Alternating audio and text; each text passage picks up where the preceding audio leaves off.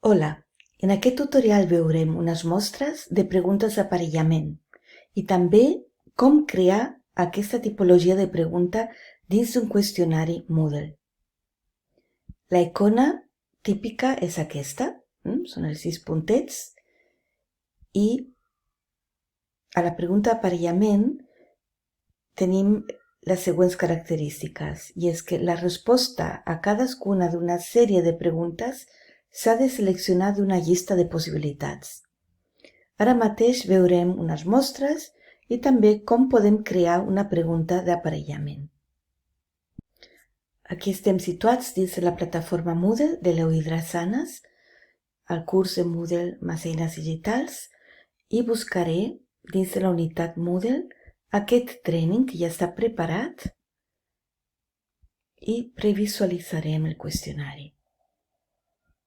Aquí, com podeu veure, ja tenim una primera pregunta d'aparellament. Tenim una petita introducció, tenim el títol de la pregunta i les indicacions. També es pot posar una imatge perquè sigui més atractiu. Són sobre frases fetes amb animals. Aquí tenim 3 frases, 3 expressions, i s'ha de buscar el significat, s'ha d'emparellar amb el significat correcte.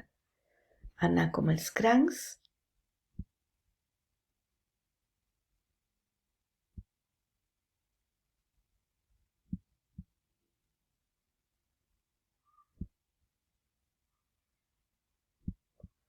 Bé, com que és un training, els alumnes poden comprovar al moment si ho han fet correctament o no. Ara veurem, aquesta està correcta, però aquesta i aquesta no. A continuació, els alumnes poden veure quines són les respostes correctes.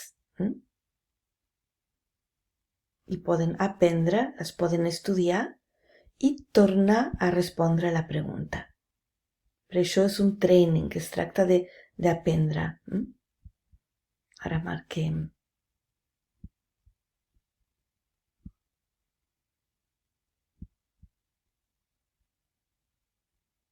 I la tercera opció. Bé, comprovem. I a continuació els alumnes aquí, a la dreta, poden obrir el calaix i veuran el seu tauler de navegació. Aquí tenen la seva imatge petita, perquè hem activat que es pugui veure, i cada vegada que responen bé una pregunta es torna en color verd. Com que és un training, ha d'estar tot en color verd i la nota mínima és un 10. Aquí tenem una altra, frases fetes amb peixos. Aparella la frase feta amb el significat que li correspon.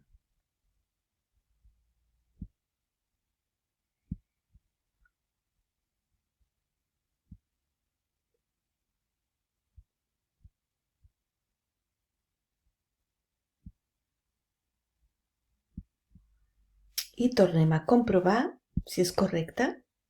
El moment que és correcta es posa tot en verd. ¿Vale? I la darrera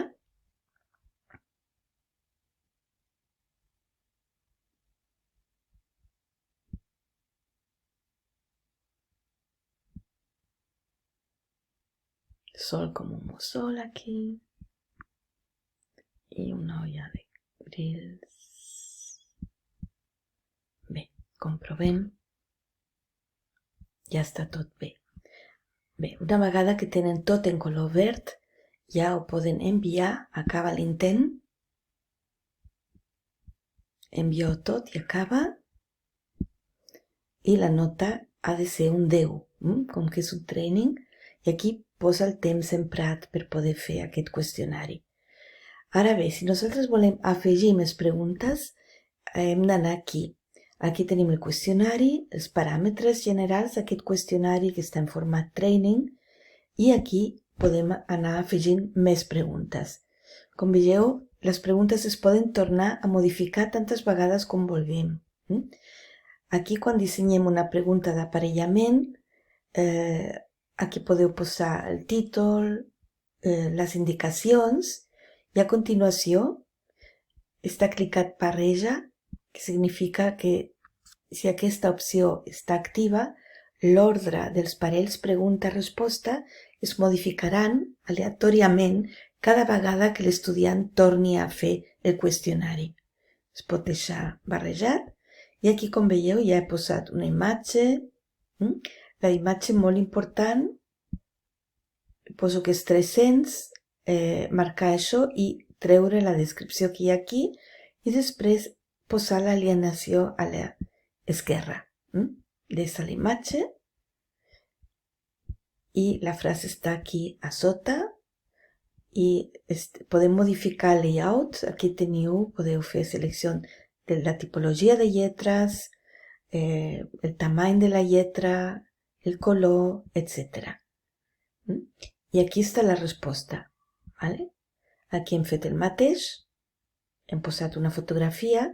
Les fotografies les agafo sempre de Pexels o Pixabay, que és gratuït, té llicència lliure i aquí es troba de tot. Bé, tornem al qüestionari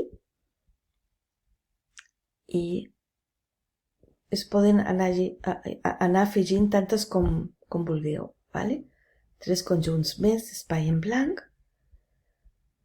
Veieu? I aquí podeu posar una imatge, copiar-la, pegar-la. Aquí es modifica el tamany i es posa també la mida 300 a l'esquerra, d'essa, ¿vale? I es posa la definició aquí. ¿Vale? Retroacció combinada. Aquí cada vegada que la resposta és correcta surt això. També podeu posar fantàstic, molt bé, o torna-ho a intentar si s'ha equivocat. ¿Vale? Això ho podeu modificar vosaltres. I després a intents múltiples, aquí es pot posar una penalització cada vegada que s'equivoquen. Jo ho deixo sempre en 0. Vale? Deixa els canvis. I aquí ja tindríem la pregunta feta. I es poden anar afegint tantes com vulguem. Aquesta era la d'aparellament.